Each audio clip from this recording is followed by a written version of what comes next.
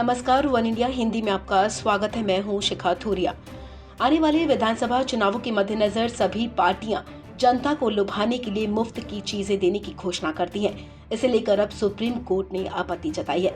Supreme court का कहना है कि चुनाव में राजनीतिक दलों के मुफ्त सुविधाएं देने का वादा करना एक गंभीर मुद्दा है।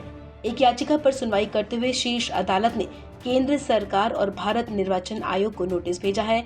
कोर्ट ने चुनाव आयोग और केंद्र से इस पर अपना पक्ष बताने को कहा है। दरअसल चुनाव में कुछ सुविधाएं फ्री देने का दावा करने वाले राजनीतिक दलों की मान्यता रद्द करने की मांग करने वाली याचिका पर सुनवाई करते हुए सुप्रीम कोर्ट ने ये बात कही है। भारत के मुख्य न्यायाधीश NV रमन्ना ने सुनवाई के दौरान कहा, कोर्ट जानना चाहता है कि इसे कानूनी रूप से कैसे नियंत्रित किया जाए। क्या ये इस चुनाव के दौरान किया जा सकता है या फिर इसे अगले चुनाव के लिए किया जाए। निश्चित ही ये एक गंभीर मुद्दा है, क्योंकि मुफ्त बजट तो नियमित बजट से आगे है। बीजेपी नेता और वकील अश्विनी कुमार उपाध्याय ने सुप्रीम कोर्ट में एक याचिका दायर की थी।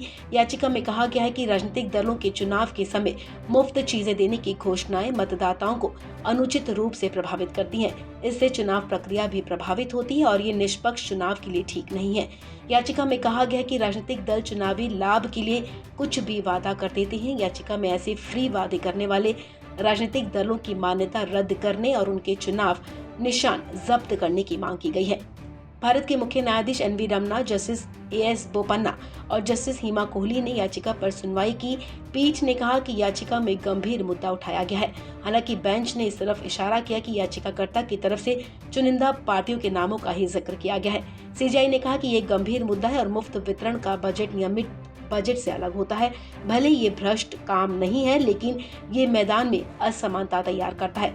इसके अलावा CJI ने कहा कि आपने हलफनामे में केवल 2 नाम शामिल किए हैं। याचिका में पंजाब विधानसभा चुनाव में हुई घोषणाओं का हवाला दिया गया है। इनमें आम आदमी पार्टी, शिरोमणि अकाली दल, कांग्रेस का नाम शामिल है। याचिकाकर्ता की तरफ से पेश हुए वकील विकास सिंह ने कहा कि कुछ राज्य हैं जिन पर प्रति व्यक्ति 3 लाख रुपए के कर्ज का बोझ है और इसके बाद भी मुफ्त की घोषणाएं की जा रही हैं। बेंच की तरफ से मामले में नोटिस जारी कर दिया गया है। मामले की अगली सुनवाई 4 हफ्ते के बाद होगी। इस खबर में फिलहाल इतना ही।